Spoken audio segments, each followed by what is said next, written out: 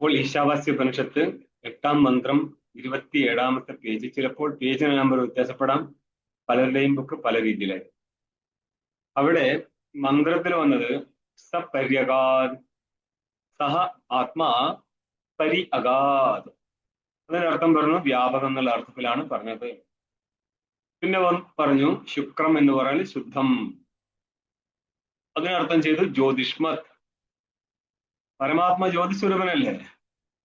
Doubt ഉണ്ട് ആർക്കെങ്കിലും? അശരീരിയല്ലേ? പരമാത്മാവ് ജ്യോതിസ്വരൂപനാണ്. ദൃഷ്ടാന്തം എവിടെയും പറയാൻ പറ്റുമോ? വേറെ മാർഗമില്ലാതിട്ട് പറഞ്ഞതാണ് ജ്യോതിഷ്മത് എന്നുള്ളത്, ജ്യോതിസ്വരൂപം. ഒരാൾ എന്നോട് പറഞ്ഞതാണിത്. ഏത്?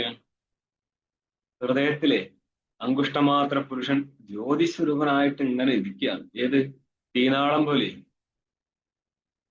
ഇങ്ങനത്തെ ഒരു തീനാളം ഇല്ല, അങ്ങനത്തെ ഒരു ജ്യോതിസ്വരൂപനും അല്ല. പിന്നെന്താ അവിടെ വന്നത്? അകായം, അവ്രണം, അസ്നാവിരം. ഇവിടം വരെ കഴിഞ്ഞു. അപ്പോൾ ഇനി ഭാഷത്ത് കാണാം അസ്നാവിരം. അർത്ഥം പറയാണ് സ്നാവ. എന്താ അർത്ഥം? ശിരാഹ യസ്മിൻ ന വിദ്യന്തേ ഇതി അസ്നാവിരം. സ്നാവ എന്ന് പറഞ്ഞ ശിര എന്നർത്ഥം. നമ്മൾ മലയാളത്തില് സിര എന്ന് പറയത്തില്ലേ? ശരിക്കും ശിര ആണ്. അപ്പോൾ സ്നാവയ്ക്ക് അർത്ഥം ചെയ്തു ശിര. യസ്മിൻ ന വിദ്യന്തേ, എവിടെയാണോ ശിര ഇല്ലാത്തെന്ന് പറഞ്ഞാൽ സ്ഥിര ഇല്ലാത്തത്. മലയാളത്തിൽ അങ്ങനെ മനസ്സിലായി. അതിനെന്ത് പറയും? അസ്നാവിരം. അവിദ്യമാനോ അവിദ്യമാനാഹ ശിരാഹ യസ്മിൻ. ശിരകൾ എവിടെയാണോ ഇല്ലാത്തത് അതിനെ അസ്നാവിരം എന്ന് പറയാം. ഇതിന്റെ ടീക്ക നോക്ക്, കഴിഞ്ഞ പേജിൽ അതിന്റെ ടീക്ക ഉള്ളത്.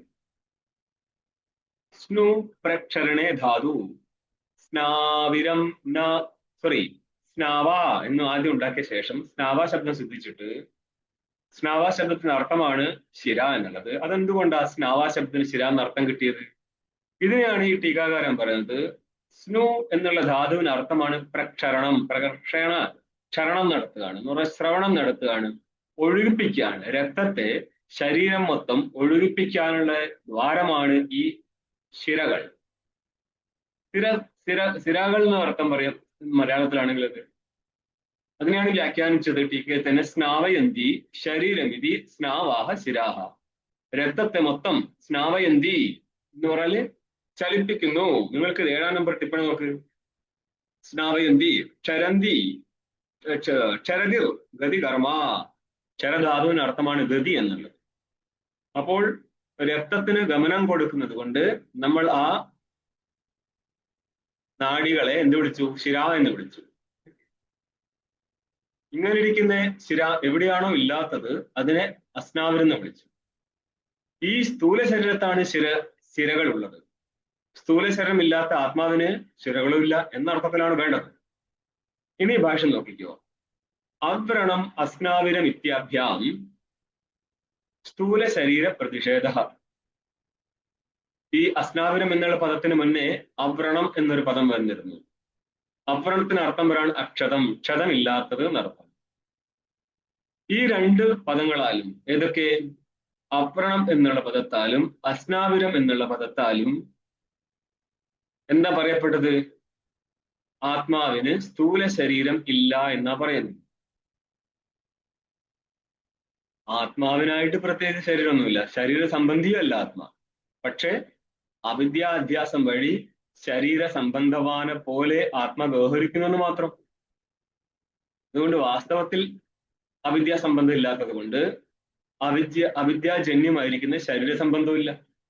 അതിൽ തന്നെ 3 ശരീരങ്ങളില് ലിംഗശരീരം ഇല്ല എന്നുള്ളത് മുമ്പ് പറഞ്ഞു.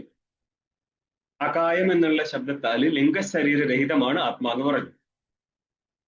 ഇനി സ്ഥൂല ശരീര രഹിതനാണ് ആത്മാ എന്ന് കാണിക്കാൻ വേണ്ടിയാണ് അവ്രണം അസ്നാവിരം എന്നീ 2 പദങ്ങൾ കൊണ്ടുവന്നത്. ലിംഗശരീരത്തിന്റെ രാഹിത്യം ഒറ്റ പദത്താൽ കഴിയും. അകായം എന്ന് പറയുന്നതോടുകൂടെ ഇവിടെ സ്ഥൂല ശരീര പ്രതിഷേധം നടത്താനായിട്ട് 2 പദങ്ങളാകും. ഇനിയും ഭാഷ്യം പോവാണ്. മന്ത്രം എന്തായിരുന്നു? അസ്നാവിരത്തിന് ശേഷം ശുദ്ധം. ഭാഷ്യത്തിൽ പറയാണ് ശുദ്ധം എന്ന് പറഞ്ഞാല് നിർമ്മലം. മലം, ആദ്യത്തെ മലം ഏതാണ് പരമാത്മാവിന്റെ? മായ. മായ. Okay. മായ എന്നുള്ളതാണ് ആദ്യത്തെ മലം. മായയെ അവിദ്യ എന്നും പറയാം. അപ്പോൾ അവിദ്യ വാസ്തവത്തിൽ പരമാത്മാവിലുണ്ടോ? ഇല്ല.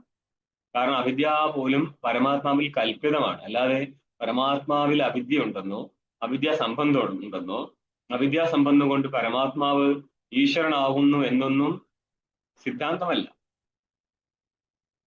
അതുകൊണ്ട് ഇവിടെ പറയുന്നതാണ് ശുദ്ധം എന്ന് പറഞ്ഞ നിർമ്മലം എന്നർത്ഥം. അവിദ്യ മലരഹിതമിതി. നിർമ്മലത്തിന്റെ അർത്ഥമാണ് മലരഹിതം. മലമേതാണ്? ആദ്യത്തെ മലം അവിദ്യ.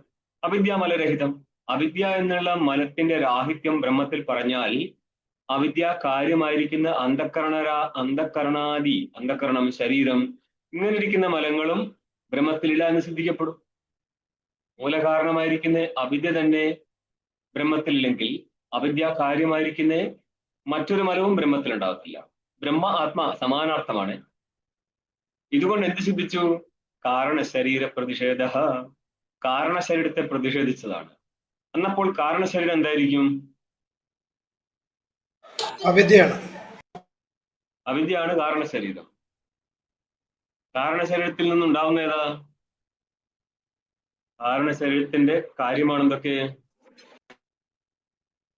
അന്ധകരണാദികൾ എന്ന് പറഞ്ഞാൽ ലിംഗശരീരവും സ്ഥൂല ശരീരവും.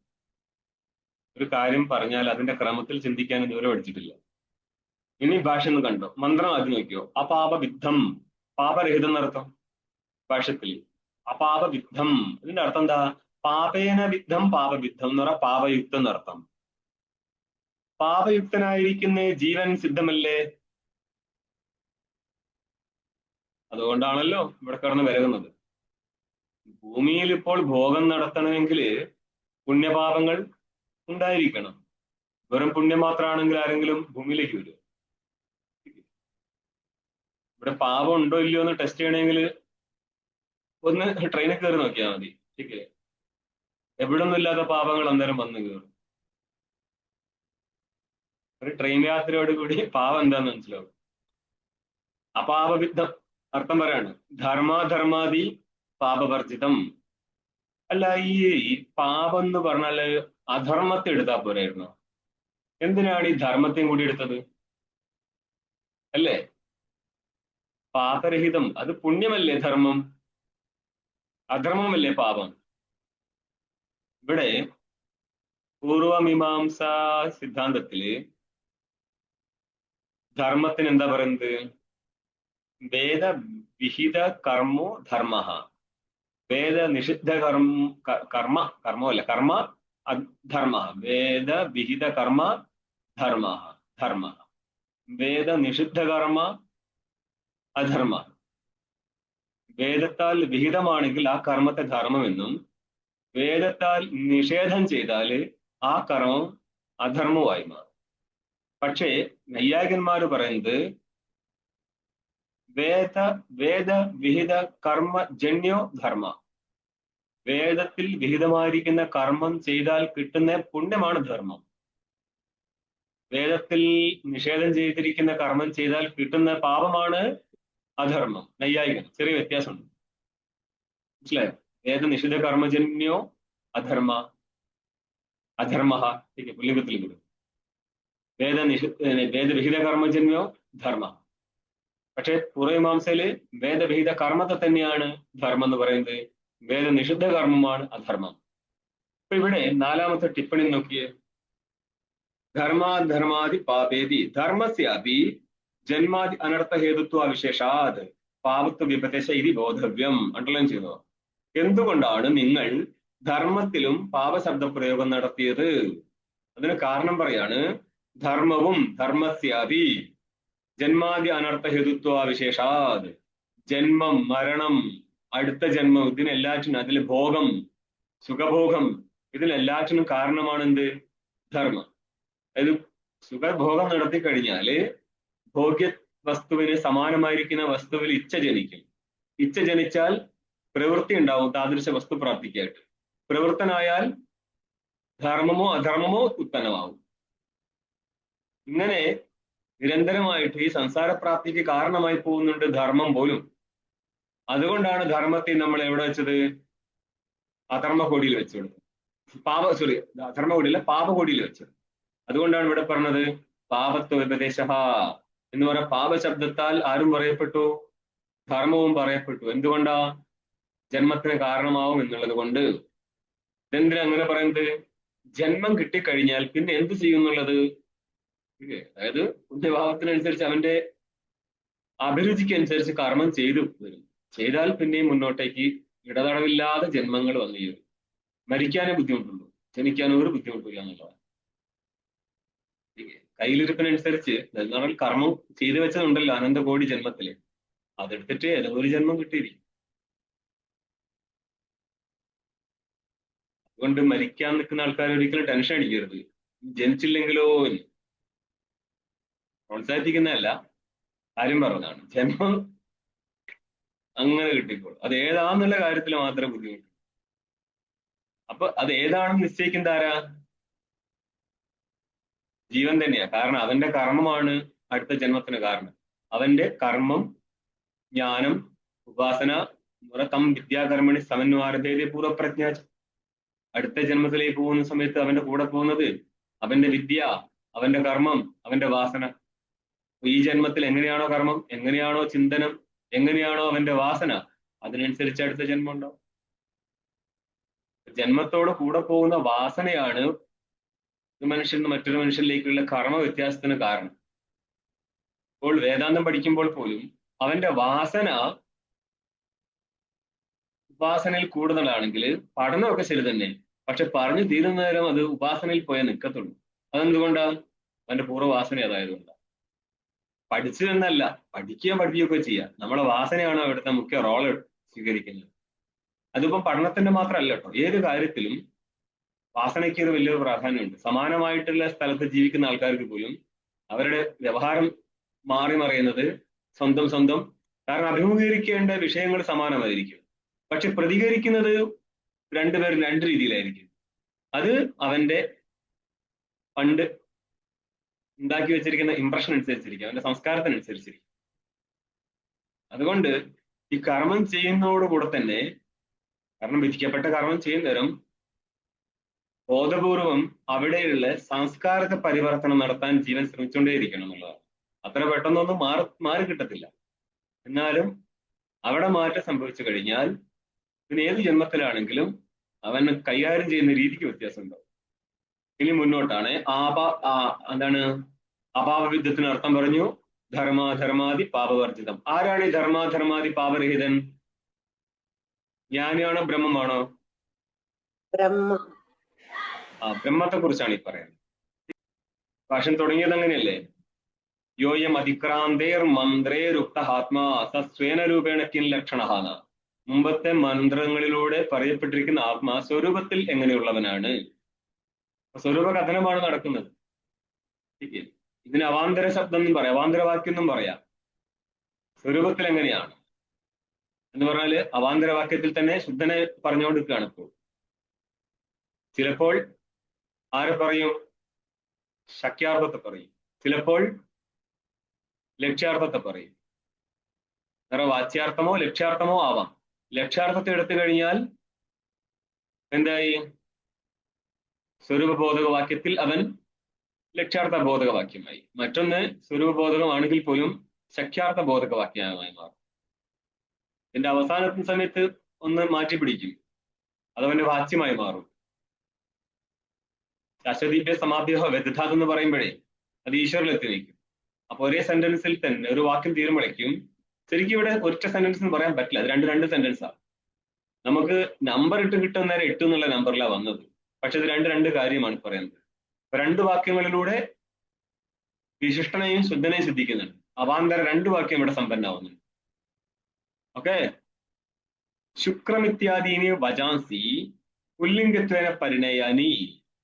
ഇവിടെ കാണുന്നേ സപര്യക ശുക്രമകായം അവ്രണം അസ്നാവിരം ശുദ്ധമപാപവിദ്ധം. ഇവിടെ പല പദങ്ങളും നപുംസകലിംഗങ്ങളാണ്. പക്ഷെ അവയെല്ലാം നിങ്ങൾ എന്ത് ചെയ്യണം? പുല്ലിംഗ രൂപത്തിൽ പരിണമിപ്പിച്ചിട്ട് മനസ്സിലാക്കണം. ഇതാണ് ഈ പറയുന്നത് ശുക്രം ഇത്യാദീനി വജാൻസി.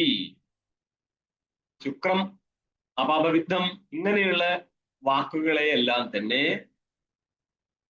പുല്ലിംഗത്വനെ പരിണയാനി, പുല്ലിംഗ രൂപത്തിൽ പരിണാമിപ്പിച്ചിട്ട് മനസ്സിലാക്കണം. അതെന്തുകൊണ്ടാണ് അങ്ങനെ പറയുന്നത്? സഹ പുല്ലിംഗമല്ലേ. തുടക്കത്തിൽ സഹ എന്ന് തുടങ്ങിയിട്ട് സപര്യകാദിത്യുപക്രമ്യം ഇപ്രകാരം ഉപക്രമം ചെയ്തിട്ട് കവിർ മനീഷി ഇതൊക്കെ പുല്ലിംഗമാണ്. മനസ്സിലായോ? പരിഭൂഹു സ്വയംഭൂ ഇതെല്ലാം പുല്ലിംഗമാണ്. അപ്പൊ തുടക്കത്തിലും ഒടുക്കത്തിലും പുല്ലിംഗം വന്നതുകൊണ്ട് ഇടയിലുള്ള നപുംസലിംഗ പദങ്ങളെയും നിങ്ങൾ പുല്ലിംഗ രൂപത്തിൽ പരിണമിപ്പിച്ചിട്ട് മനസ്സിലായിക്കൊള്ളണം. കവിർ മനീഷി ഇത്യാദിന പുല്ലിംഗത്വന് ഉപസംഹാരാത്, ഉപക്രമ ഉപസംഹാരത്തെ കണ്ടിട്ട് അതിന്റെ ഇടയിലുള്ള പദത്തെയും സമാനാർത്ഥകമായിട്ട് പുല്ലിംഗത്തിൽ അന്വയിച്ചുകൊള്ളുക. അർത്ഥം മാറത്തില്ല, പുല്ലിംഗ രൂപത്തിൽ മാറ്റിയാൽ മാത്രം മതി. അതായത് അവിദ്യമാനോ കായോ യസ്യ സ അകായ, അന്യപദാർത്ഥത്തിനനുസരിച്ച് ലിംഗവചനങ്ങൾ എഴുതിയാൽ പോരെ. പുല്ലിംഗം അന്യപദാർത്ഥം ആത്മ പുല്ലിംഗമായതുകൊണ്ട് അകായ എന്ന് കൊടുക്കുക. അപ്പോൾ ഈ ഋഷിക്ക് തെറ്റിപ്പോയതായിരിക്കോ? സപര്യക ശുക്ര മകായ അകായ അവ്രണ, അകായ അവ്രണ പുല്ലിംഗത്തിലെ വിസർഗം നീങ്ങിപ്പോ തരത്തിൽ അകാരായതുകൊണ്ട്. അങ്ങനെയല്ലായിരുന്നു വേണ്ടത്. ഇത്രയും തെറ്റുകുറ്റങ്ങളുള്ള ഒരു ഋഷിയാണോ ഈശാവാസ്യ മന്ത്രമായിട്ട് വന്നിട്ടുള്ളത്? ഇതിനൊന്നും ചെയ്യാൻ പറ്റത്തില്ല, ഛന്ദസിൽ കയറി കൈവക്കാൻ പറ്റത്തില്ല, ഋഷിപ്രോക്തങ്ങൾ ഒന്നും തൊടത്തില്ല. അതങ്ങനെ തന്നെയാണ്. കാരണം ഈ ഋഷി സ്വന്തമായിട്ട് കണ്ടെത്തിയതല്ലല്ലോ സാധനങ്ങൾ. പണ്ടേയുള്ള വാക്യങ്ങൾ അങ്ങനെയാണത്. അനാദിയായിരിക്കുന്ന ശബ്ദത്തെ ഋഷി അർത്ഥയുക്തമായിട്ട് ശബ്ദത്തെ കേൾക്കുകയും മനസ്സിലാക്കുകയും ചെയ്തതാണ്. പ്രശ്നം എന്താണെന്ന് മനസ്സിലായോ?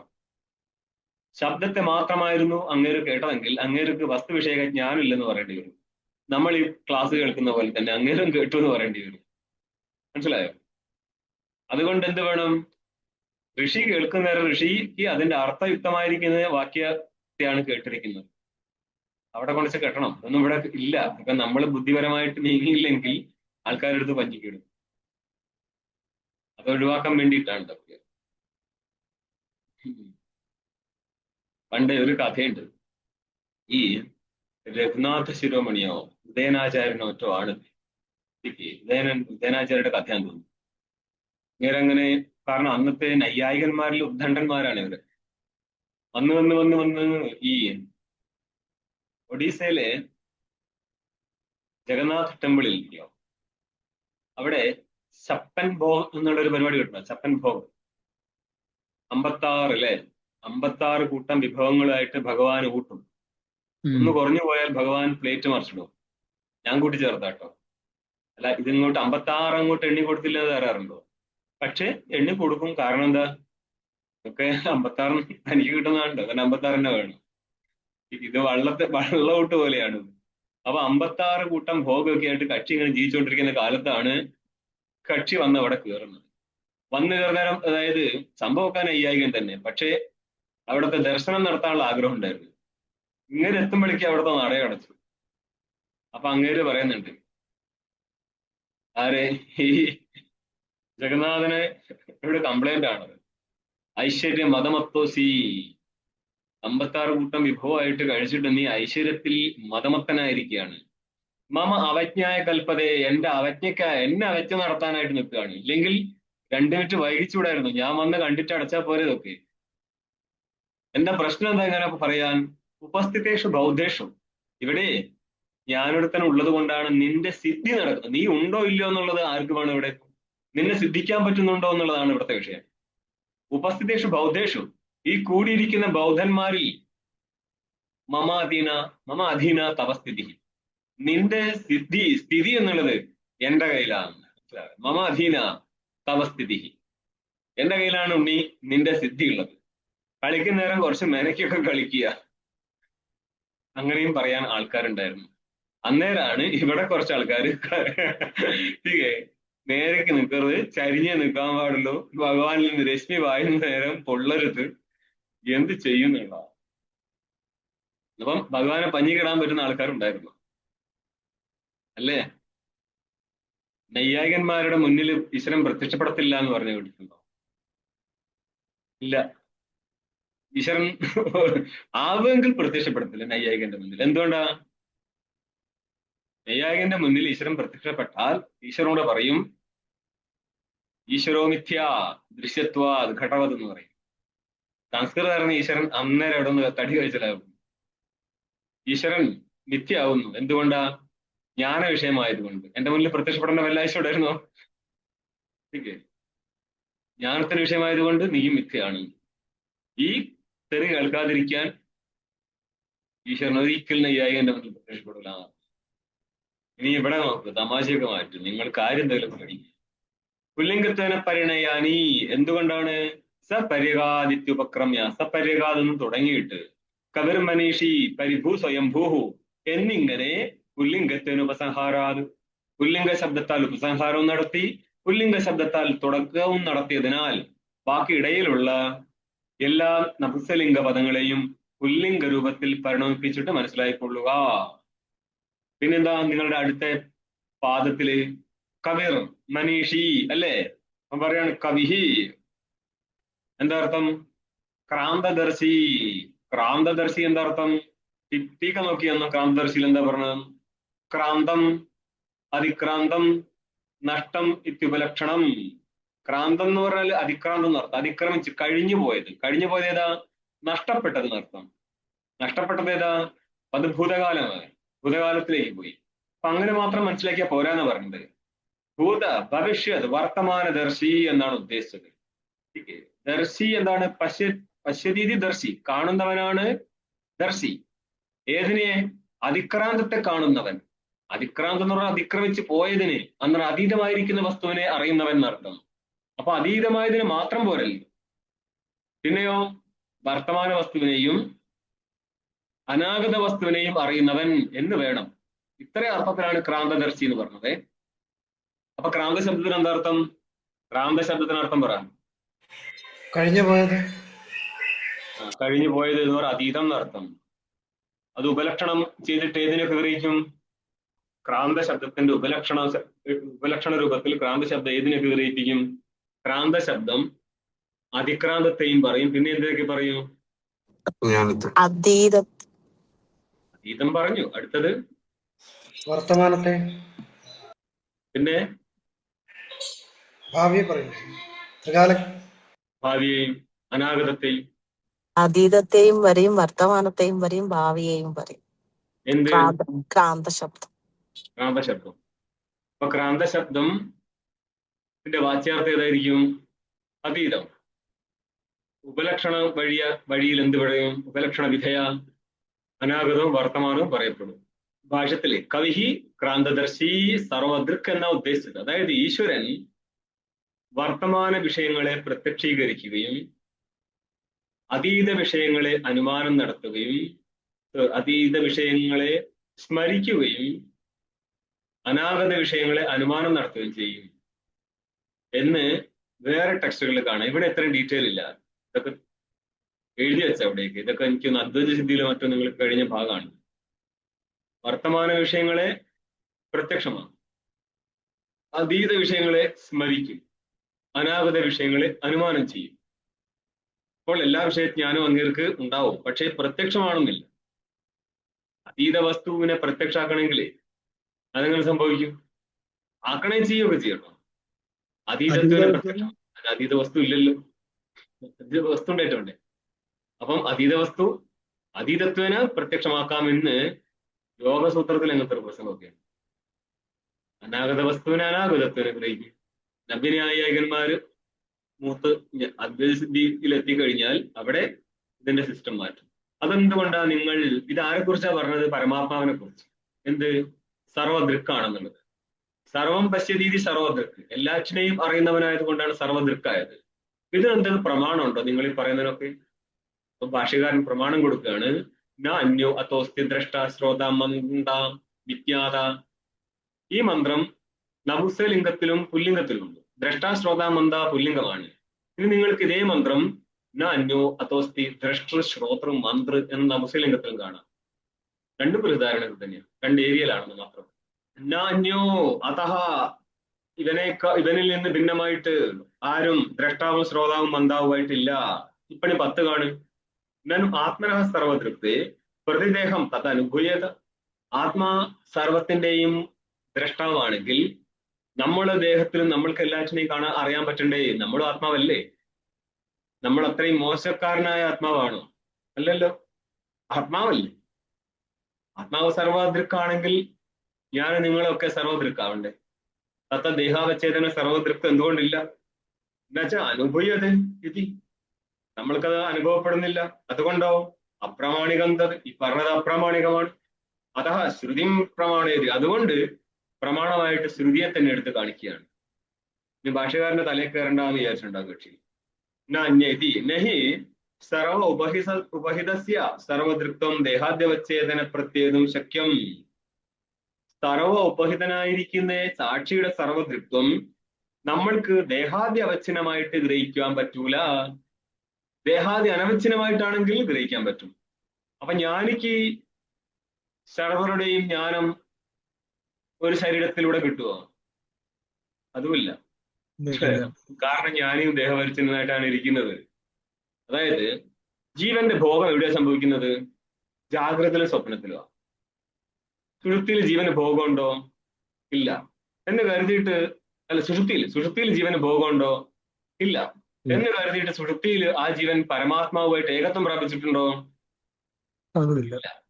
പക്ഷെ നമ്മൾ പറയാറില്ല ഏകത്വം പ്രാപിച്ചിരിക്കുകയാണെന്നുള്ളത്.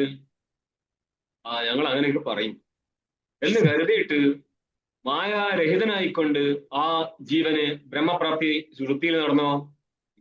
ഇല്ല. എന്തിന്? അജ്ഞാനിയുടെ കാര്യം ഇവിടെ വെക്ക്. ജ്ഞാനിക്ക് സുഷുപ്തി സ്ഥലത്ത് ബ്രഹ്മേകത്വം ഉണ്ടോ? ഇല്ല. ജാഗ്രത കാലത്ത് ബ്രഹ്മേകത്വം ഉണ്ടോ? പണിയായില്ലേ? ജാഗ്രത കാലത്ത് ഉണ്ടാവില്ലേ? ജാഗ്രത കാലത്ത് ബ്രഹ്മേകത്വം ജ്ഞാനിക്കുണ്ടെങ്കിൽ സുഷുപ്തി കാലത്ത് തകരാറ്. സ്വപ്ന സുഷുപ്തി കാലത്ത് ബ്രഹ്മേകത്വം ജ്ഞാനിക്ക് സമാനമാണ്.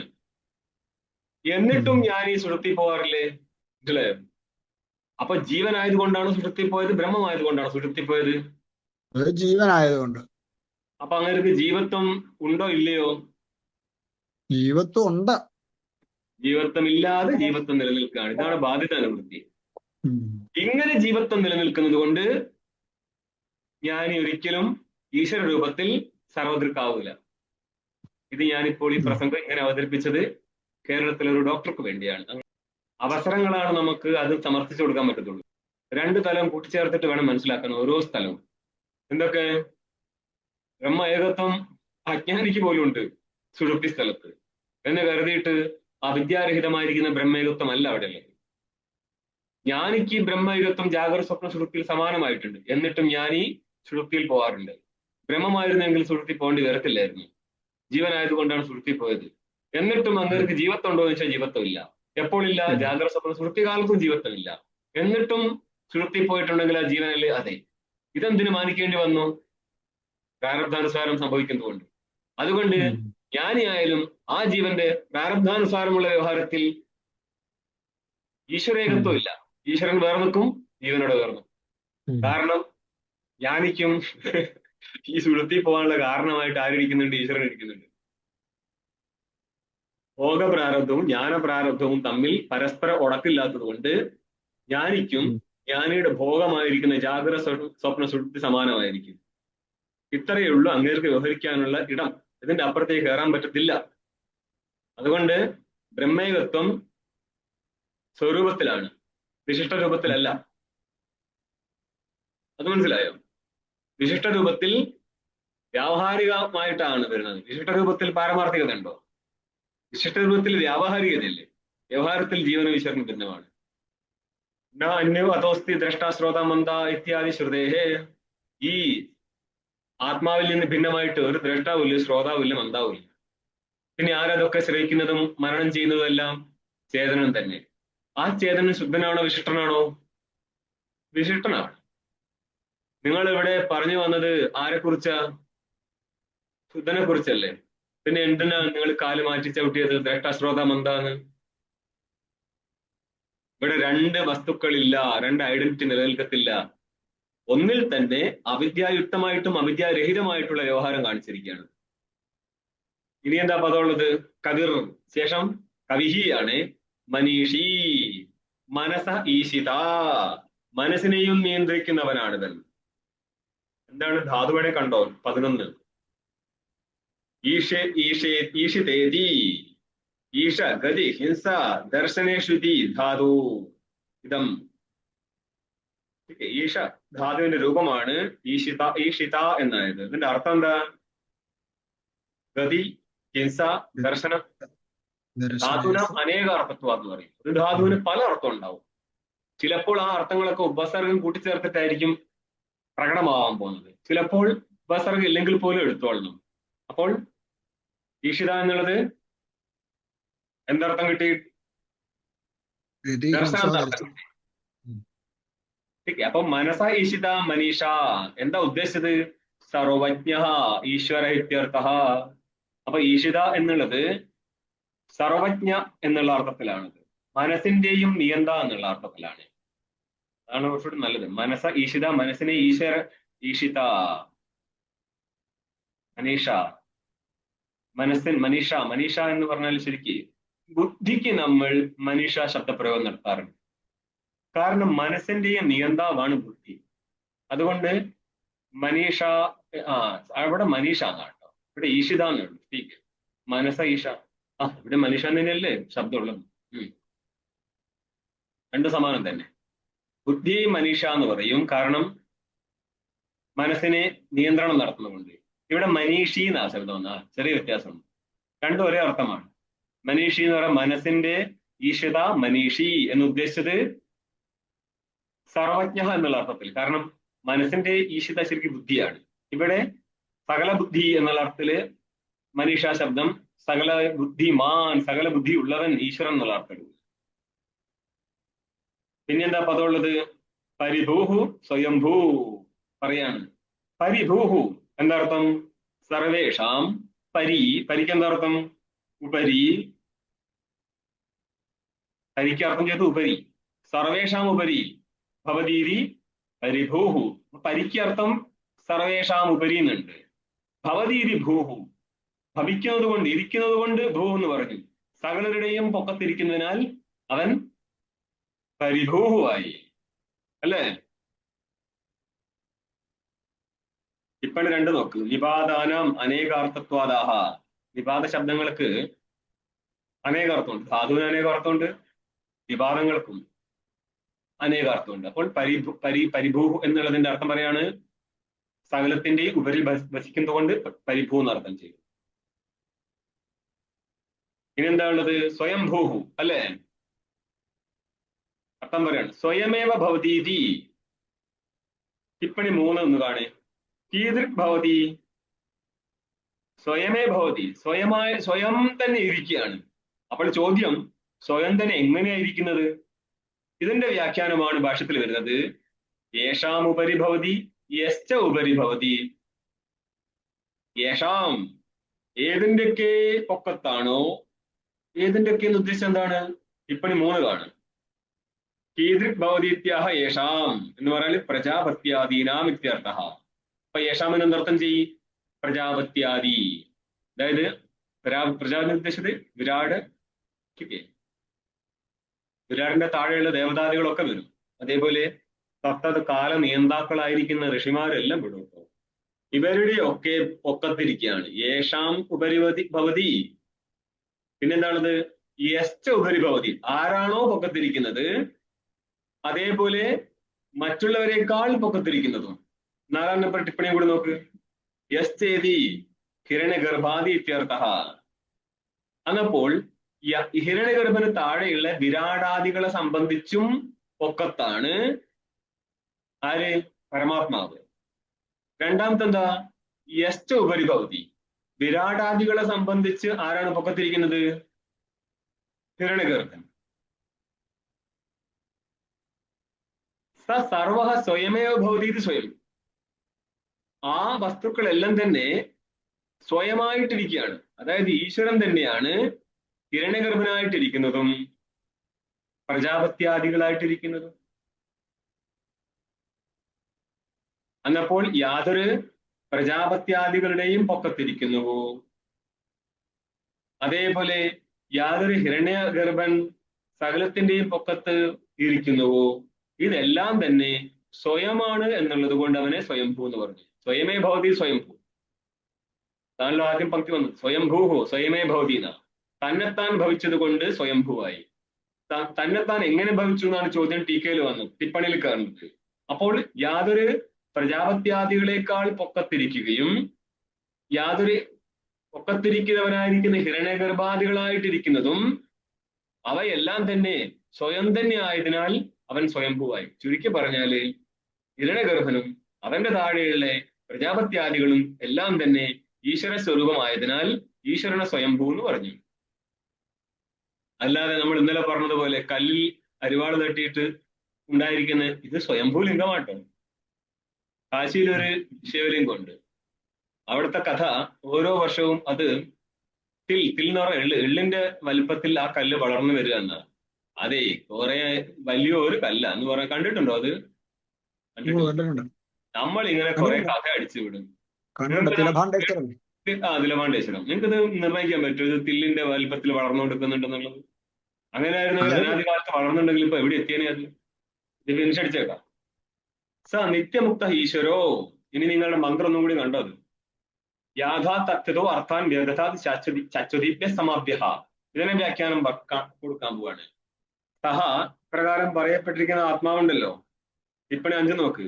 കവിരിത്യാദിന ഉക്തം ഐശ്വര്യം സഫലയിതും. കവിർ മനീഷി ഇത്യാദികളിലൂടെയൊക്കെ പറഞ്ഞിരിക്കുന്ന ഈശ്വരന്റെ ഐശ്വര്യം ഉണ്ടല്ലോ, അതിനെ സഫലമാക്കാൻ വേണ്ടി പറയാണ്. എന്ത്? ഫലവത്താക്കാൻ വേണ്ടിയിട്ട്. ഭാഷ്യം സഹ നിത്യമുക്ത ഈശ്വരോ. ഈശ്വരൻ എങ്ങനെ നിത്യമുക്തനാവുന്നത്? ടിപ്പണി 6 കാണും. അകായമിത്യാദി ഉക്ത ബന്ധാഭാവ. അതായത് ബന്ധനം വരുന്ന എപ്പോഴാ? ശരീര സംബന്ധി ആയിരിക്കുമ്പോൾ. ശരീര സംബന്ധി അല്ലെങ്കിലോ അവൻ നിത്യമുക്തനാണ്. അതുകൊണ്ട് ഈ മന്ത്രത്തിന്റെ ഫസ്റ്റ് പാർട്ട് ശുദ്ധ സ്വരൂപത്തെയും സെക്കൻഡ് പാർട്ട് വിശിഷ്ട സ്വരൂപത്തെയാണ് പറഞ്ഞുകൊണ്ട്. ഈശ്വര എന്താർത്ഥം? കവിത്വാദിമാൻ. ടിപ്പണിയാണ് പോയത്. കവിത്വം എന്ന് പറഞ്ഞാൽ എന്താർത്ഥം? കവിശബ്ദത്തിന് എന്താ അർത്ഥം പറഞ്ഞത്? ക്രാന്തദർശി. ക്രാന്തദർശി എന്ന് പറഞ്ഞാല് ഭൂതം 3 കാലങ്ങളിലെയും സർവത്തിനെയും അറിയുന്നവൻ. സർവദർശി എന്നർത്ഥം സർവജ്ഞ എന്നർത്ഥം കിട്ടും. സർവജ്ഞൻ. ഈശ്വരൻ സർവജ്ഞനല്ലേ? ഈശ്വരോ നിത്യമുക്ത ഈശ്വരോ. ടിപ്പണിയിൽ 7 എന്താ? കവിത്വാദിമാൻ. അപ്പം ജ്ഞാനി സർവദൃക് എന്നുള്ള അർത്ഥം ചെയ്യും. യാഥാതഥ്യത. ഇതിന്റെ അർത്ഥം പറയുകയാണെങ്കിൽ യാഥാതഥ്യത യഥാർത്ഥ രൂപത്തിൽ ഉണ്ടാവും. സർവജ്ഞത്വാദ് യഥാ തഥാ ഭാവോ യാഥാതഥ്യം. സർവജ്ഞത്വാദ് പദം മാറ്റി വെക്കും. യാഥാതഥ്യത എന്നുള്ളതിന്റെ അർത്ഥമാണ് നോക്കേണ്ടുള്ളൂ. യഥാ തഥാ ഭാവോ യാഥാതഥ്യം. എപ്രകാരം ഇരിക്കുമോ അപ്രകാരം. അതായത് ഓരോരോ ദേവതകൾക്കും ജീവന്മാർക്കും ഏതേത് കർമ്മമുണ്ടോ ഏതേത് സ്ഥലത്ത് എങ്ങനെ ഭോഗം നടത്തണം എന്നുള്ളതിനനുസരിച്ച് എന്നാണ് ഉദ്ദേശിച്ചത് യാഥാതഥ്യം. തസ്മാത് യാഥാതഥ്യത എന്നുള്ളതിന്റെ പഞ്ചമം എന്താട്ടോ? തസ്മാത് എന്നുള്ളതിന് എന്തർത്ഥം ചെയ്യണം? യാഥാതഥ്യത. യഥാർത്ഥ അവയുടെ ഓരോന്നിന്റെയും സ്വഭാവത്തിനനുസരിച്ച് സ്വരൂപത്തിനനുസരിച്ച് അവരുടെ കർമ്മത്തിനനുസരിച്ച് എന്ന് മനസ്സിലാക്കിവിടുക. യഥാഭൂത കർമ്മ ഫല സാധനത്തോ. ടിപ്പണി എന്താ നോക്കി? യഥാഭൂത ഇത്യാദി 8 നമ്പർ. ഏന യാദൃശ ഫലായ യാദൃശം കർമ്മ ഉപാസനം ച കൃതം. യാതൊരു വ്യക്തി ഏതൊരു രൂപത്തിലുള്ള ഫലത്തിന് വേണ്ടിയിട്ട് അവൻ കർമ്മ ഉപാസനയൊക്കെ ചെയ്തിരിക്കുന്നുവോ തസ്യ ആ പുരുഷന് താദൃശ ഫലഭോഗായ അവന്റെ കർമ്മത്തിന്റെ ഭോഗത്തിനായിട്ട് താദൃശ കർമാദി സാധനം അനുസൃത്യാവത്. അവന്റെ കർമ്മവും അതിന്റെ സാധനങ്ങൾക്കും അനുസരിച്ച് എന്ത് ചെയ്യാൻ പോവാണ്? അവൻ അവന്റെ കാര്യങ്ങളെ വിഭാഗം നടത്തി കൊടുക്കാൻ പോവാ. എന്ന് പറഞ്ഞാൽ 1 മീറ്ററും 1 ഇഞ്ച് പോലും തെറ്റാതെ പൂർവ്വകർമ്മങ്ങൾക്കനുസരിച്ച് അവൻ ഈ ജന്മത്തിലെ പ്രാരബ്ധ വിഭാഗം നടത്തി കൊടുക്കാൻ പോവാണ്. അതുകൊണ്ട് ശ്രദ്ധിച്ചുകൂടാ, ചെയ്തതേ കിട്ടത്തുള്ളൂ. യഥാഭൂത കർമ്മ ഫല സാധനത്തോ. കർമ്മവും ഫലവും എപ്രകാരം ഇരിക്കുമോ അതിനനുസരിച്ചുള്ള സാധനങ്ങളെ. സാധനത്തോ അർത്ഥാൻ എന്ന് പറയുന്ന അർത്ഥം കർത്തവ്യ പദാർത്ഥാൻ. എന്താണ് ഈ കർത്തവ്യ പദാർത്ഥം? ടിപ്പണി 9 നോക്കിയേ. പവനാദി രൂപാൻ. അതായത് ഓരോരോ ദേവതകൾക്കായിട്ടും പവനാദി രൂപങ്ങളെ വിഭാഗം കൊടുക്കാണ്. സോറി, പവനാദി രൂപാന്ന് ഉദ്ദേശിച്ച് പവനാദി രൂപാൻ ദേവതാന്ന് മനസ്സിലാക്കുക. വായുദേവത, അഗ്നിദേവത, ഇങ്ങനെ ഇരിക്കുന്ന ദേവതകൾക്കായിട്ട് പദാർത്ഥാൻ എന്നുള്ളതിന്റെ അർത്ഥം മാറ്റി അന്വയിക്കണം കേട്ടോ. അതായത് ദേവതകൾക്കായിട്ട് പവനാദി രൂപാൻ അർത്ഥാൻ, രണ്ടായിക്കോട്ടെ, ഒന്നാക്കണ്ട. ഓരോരോ ദേവതകൾക്കായിട്ട്. അപ്പൊ അഗ്നിദേവതയ്ക്കായിട്ട് ചെയ്യേണ്ട അഗ്നാദി കാര്യങ്ങളെ കൊടുക്കുകയാണ്. വായുദേവന് വായുവിന്റെ വ്യവസ്ഥ ചെയ്യാനായിട്ട് നിയമിക്കുകയാണ്. ഇപ്രകാരം ഇരിക്കുന്ന പദാർത്ഥങ്ങളെ കർത്തവ്യ പദാർത്ഥാൻ ദദാത്. എന്താർത്ഥം? വിഹിതവാൻ, വിധാനം നടത്തി കൊടുത്തു എന്ന് പറഞ്ഞാല് യഥാ അനുരൂപം വിഭജതിത്യർത്ഥ. ആർക്ക് എന്താണോ കർമ്മ അതിനനുസരിച്ച് ഓരോരുത്തർക്കും വിഭാഗം നടത്തി കൊടുത്തു എന്നർത്ഥം. ടിപ്പണി 10 കാണും. വിഭജത് അനേന സമാഭ്യ ഇതി താതർത്ഥ്യ ചതുർത്ഥീഗമ്യതേ. സമാഭ്യ എന്നുള്ളതിന് സമ്പൽസരിഭ്യ എന്ന് ചതുർത്ഥി മനസ്സിലായിക്കൂല. എന്ന് പറഞ്ഞാൽ സമ്പൽസരാദി ദേവതകൾക്കായിട്ട്, ഹിരണ്യഗർഭൻ, പ്രജാപതി ഇത്യാദി ദേവതകൾക്കായിട്ട് അവരവരുടെ കർമ്മങ്ങളെ വിഭാഗം നടത്തി കൊടുത്തു. ആരെ വിഭാഗം നടത്തി കൊടുത്തത്? സഹ ഈശ്വര. ഇനി ഭാഷ്യം. ശാശ്വതീഭ്യ എന്താർത്ഥം? നിത്യാഭ്യ. കാഭ്യ സമാഭ്യ. സമാശബ്ദത്തിന് അർത്ഥം സംവത്സരം. അവൻ പറയാണ് സംവത്സരാഖ്യേഭ്യ. സംവത്സര ആഖ്യായസ്യ. സംവത്സരം എന്നുള്ള നാമം ഏതിനാണോ ഉള്ളത് അതിനാണ് സംവത്സരാഖ്യ. അവർക്കായിട്ട് ഇപ്പോൾ സംവത്സരാഖ്യേഭ്യ ചതുർത്ഥിയാണ്. ചതുർത്ഥി ബഹുവചനത്തിൽ. ആരാണിത്? പ്രജാപതിഭ്യ. 12 ടിപ്പണിയിൽ എന്ത് എഴുതിയത്? സംവത്സരോ വൈ പ്രജാപതി സംവത്സരാഖ്യേഭ്യ പ്രജാപതിഭ്യ. സംവത്സരത്തെ ആണ്, പ്രജാപതിയാണ് സംവത്സരം എന്ന് പറയുന്നത്.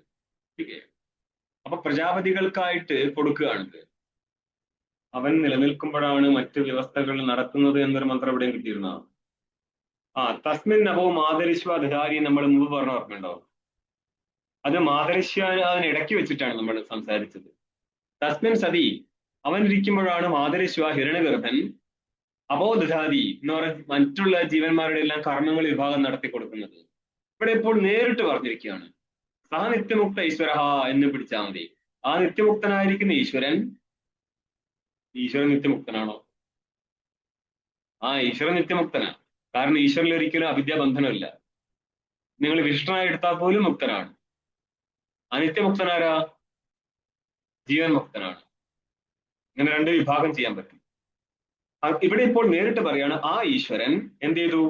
ശാശ്വതീഭ്യ സമാഭ്യ എന്ന് പറഞ്ഞ സംവത്സര എന്നുള്ള നാമത്തോടു കൂടിയിരിക്കുന്ന പ്രജാപത്യാദികൾക്കായിട്ട് എന്ത് വിഭാഗം നടത്തി?